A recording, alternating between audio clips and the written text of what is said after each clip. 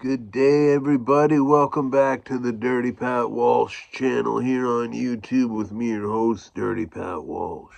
How are you all today? I hope you're well. So it's another Side Pocket Saturday. This series is turning into be much more popular than I expected. So that's great. I got some cool stuff. I just have a couple things to show you today, but they're both really cool. I got one knife to show you and some cool stuff. So I guess we should just get started on the snuff, because that's how we do it.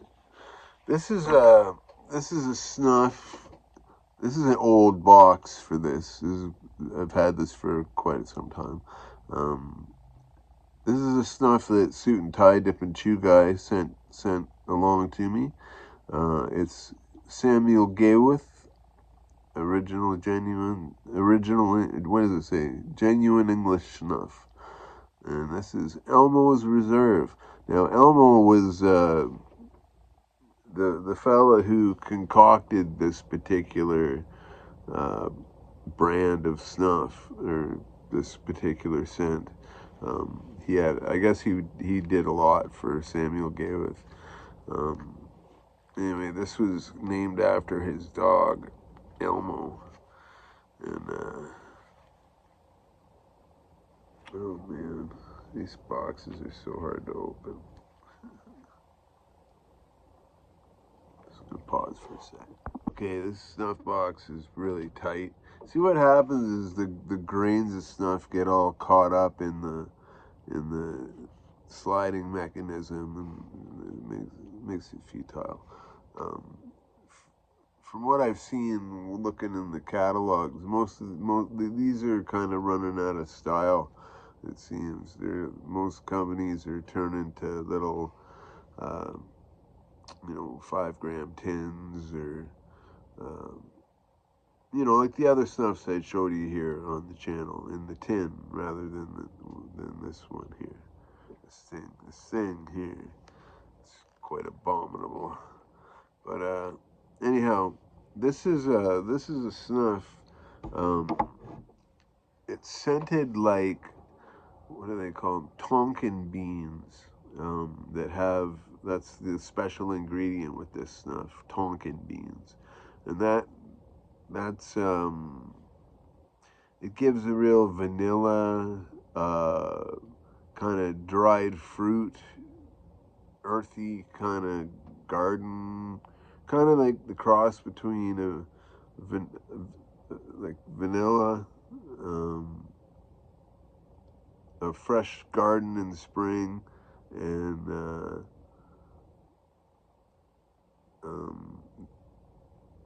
a fruit cake, and tobacco. That's kind of what this smells like. But let's see if we can get a tap out on old Snuffy here. Let me tell you about old Snuffy here. This is kind of a lame name for, but whatever. This I bought this at the Dollarama for $2, and just because I needed a pocket knife, and this is what they had at the dollar store, and I was on a dollar store budget at the time. I have a few dollar store knives I'm going to show you in this series, but this is by far the coolest one. Like when I get this good and sharp, I'd carry this, and it's pretty good. I don't keep it super sharp because I mostly do snuff with it, but if it's not hard to sharpen. It's not a hard to sharpen steel, and but it kind of works. It's like this backlock mechanism. This is also skeletal. It comes out. You just pull it open like that. It's very easy. I'd say it's like coming out. It's probably a 6 pull, and then it just kind of pops into place. And what you get is this kind of a clip point blade, kind of I don't know if you call that a clip. No, it's not really a clip. It's more of a drop point. this huge spidey hole here, kind of like Spyderco, you know. Um, but yeah, so the handle gets all basic and skeleton. Like this is a good EDC knife for a $2 knife. Um, I gotta say, I've had this for many years. Um, but anyhow, let's use it for what it's intended for. Ooh, stuff's pouring out. Okay, and so now this stuff is really nice. It's a real nice color. Um, like that's a real nice dark fired tobacco there. Um, that's a big hoot. I just bumped off there. Now let's see if we can do it.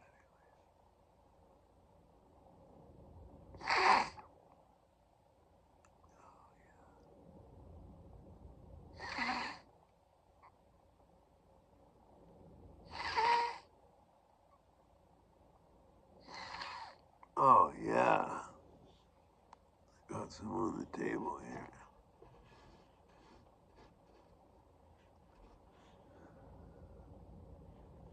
Can't waste it.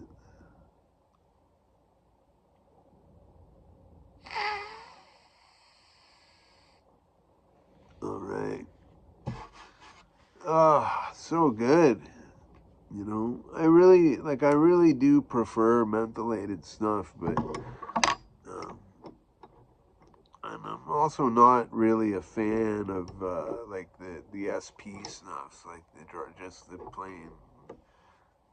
It's like SP is like plain tobacco with a little bit of bergamot. I love bergamot, but um, I don't know. I like mentholated snuff the best, but this is really good. This is a really fine can of snuff. I'm glad I don't use too much of this stuff because I get to keep it for a long time. So anyway, that's what we got. Elmo's Reserve by Samuel Gawith.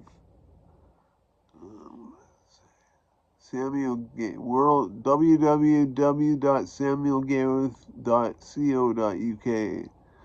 Yeah, nothing on the back. What I like about this is no warning labels on it.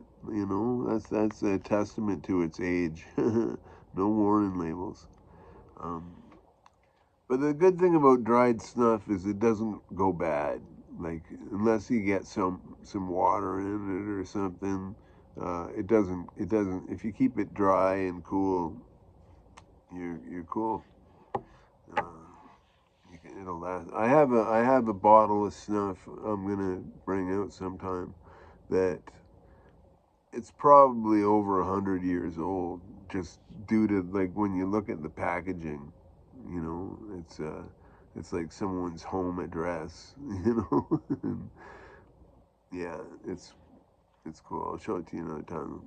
But anyhow, the knife I wanted to show you today. This is a really cool knife, and I was inspired to buy this by a fella named Benny, who runs a channel.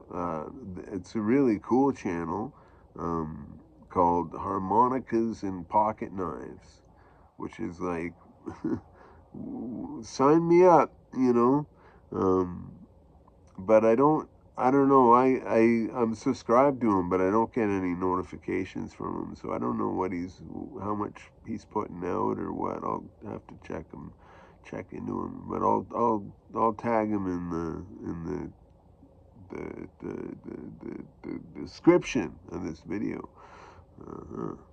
But anyhow, the first video I saw he showed this knife that he had sent away to get restored, and he said it just gave him the fizz. And I think that's a knife community term for um, it's a great knife, you know. So I had some money I could spend online, so I found one online and I bought it. It was very inexpensive. It was less than $20. Um, but it's one of these Higanami, I think they're called. I can't read that, obviously. It's all in a different language.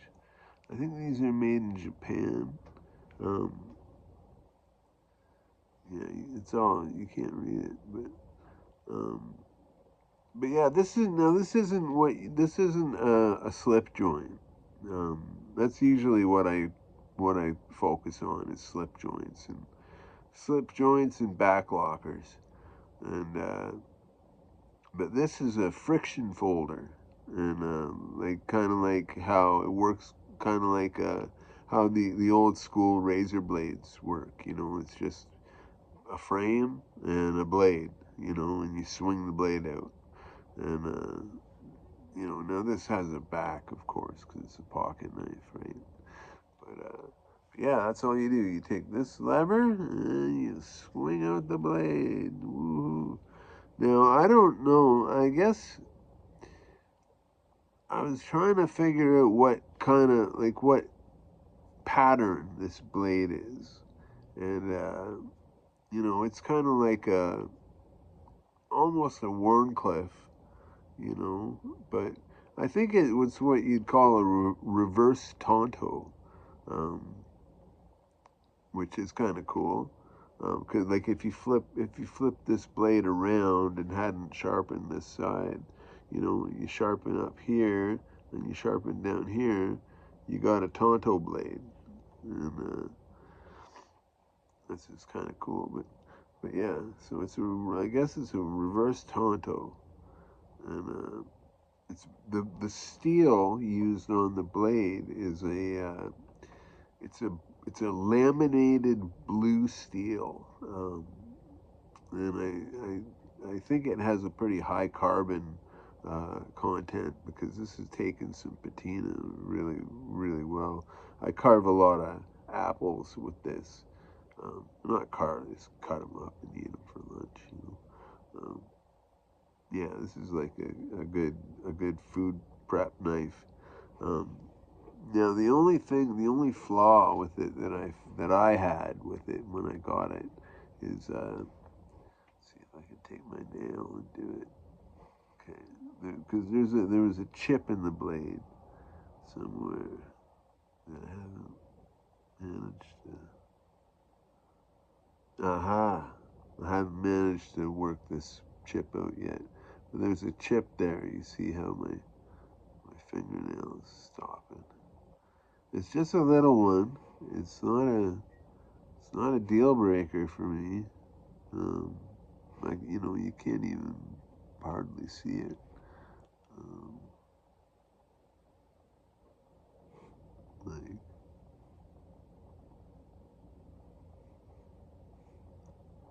I don't know. You can tell when you're cutting the paper. Let's see if I got any cuttable paper. Yeah, this will be. It should be pretty sharp. Yeah.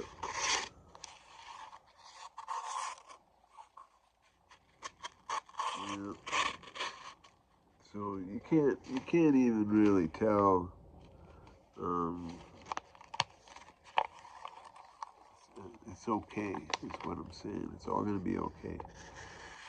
But yeah, this is a good and sharp,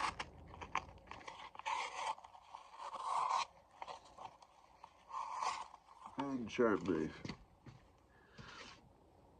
I've only had to sharpen this knife, I think like twice over the time I've had it, and just like a touch up, you know, nothing major. Um, but yeah, this is like when I decided to start collecting pocket knives again, like more seriously than I had been, is when I came across Benny and his channel and found this knife because I thought that's a cool knife and I want to get back into this hobby. So, you know, yeah, it's funny. It's a funny hobby with me. I have a lot of garbage knives. You know, I have a handful of really good ones, a handful of really cool ones, and a handful of truck stop knives and all kinds of crazy stuff. So I'm excited to show it to you all in the future.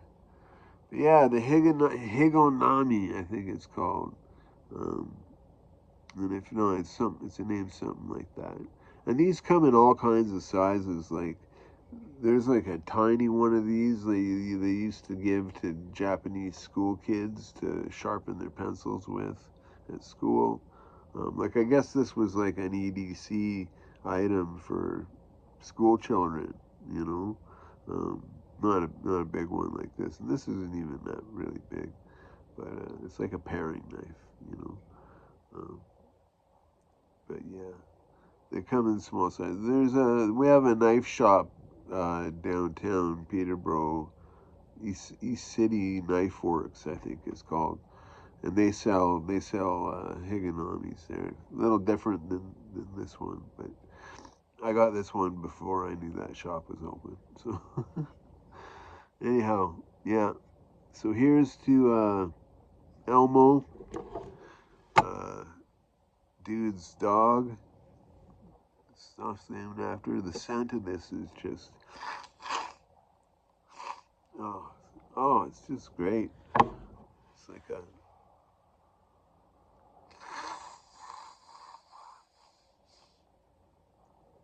oh yeah, it's wonderful. It's a wonderful scent. It's like Tonkin beans. I think yeah, they're very vanilla-ish, you know. But it's like I'm not really a fan of straight vanilla snuff. You can get vanilla scented snuff. It's not bad, but I'm not really a huge fan of it. But this stuff has like enough other components to it, like it smells kind of like a garden, kind of smells like a Christmas cake, you know. It's like it's good stuff. It's quality stuff. I guess you get it through MrSnuff.com um, if you want to try it. So I'm not sponsored by Mr. Snuff. That's what I know. So anyhow, I hope you all have a wonderful day. Um, yeah, I wanted to kind of leave you with a bit of the Bible, a bit of the Bible.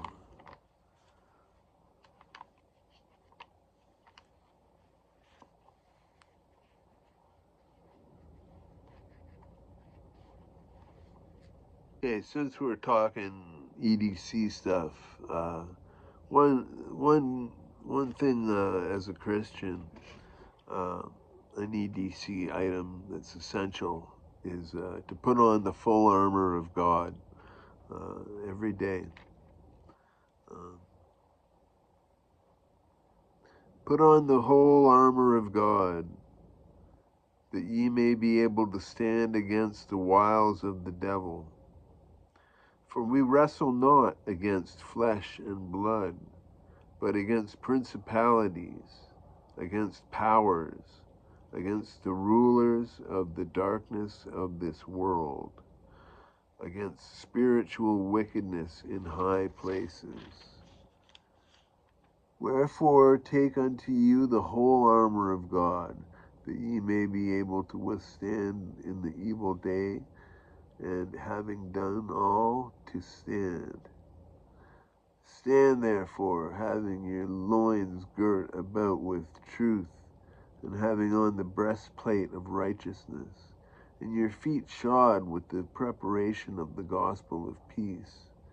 Above all, taking the shield of faith, wherewith ye shall be able to quench all the fiery darts of the wicked, and take the helmet of salvation, and the sword of the Spirit, which is the word of God, praying always with all prayer and supplication in the Spirit, and watching thereunto with all perseverance and supplication for all saints. Yeah. The whole armor of God. We need, I don't mean to laugh. It's something that we need. We need to put on in this darkened world. Oh yeah, I also wanted to show you this old Zippo I found. This is a Zippo I had when I had a Dremel tool and I customized it to say dirty. And I went out the other day. I got some flints for it, but this thing is just I can't get a flint in it. It's just broken.